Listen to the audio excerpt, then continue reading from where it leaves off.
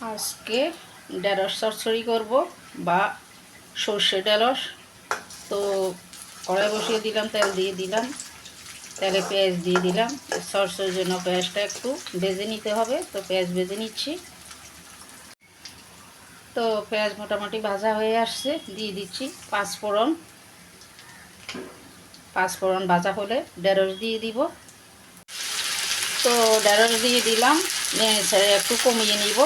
তো এই চচ্চড়ির জন্য দেখেন ঢেঁড়স আগে ভালোভাবে ধুয়ে কেটে নিলাম। একটা ঢেঁড়সকে মাত্র 2 টুকরা করলাম। সব সময় ঢেঁড়স যে কোনো রান্নার আগে আগে ঢেঁড়স ভালোভাবে ধুয়ে নেবেন, তারপরে কাটবেন। কারণ ঢেঁড়স কেটে ধুলে লোট হয়ে যায়, রান্না নষ্ট হয়ে যায়। তাই সবসময় ঢেঁড়স আগে ধুয়ে নিতে হয়, তারপরে কাটতে হয়। তো নেড়ে কমিয়ে নিব। তো কমিয়ে নিলাম, এবার দিয়ে দিলাম কাঁচামরিচ, লবণ, হলুদ। নেড়ে আর একটু রান্না করব।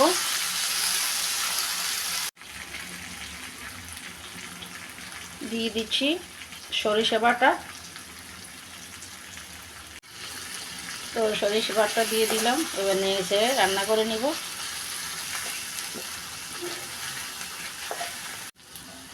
দশ মিনিট নেড়ে রান্না করে নিলাম।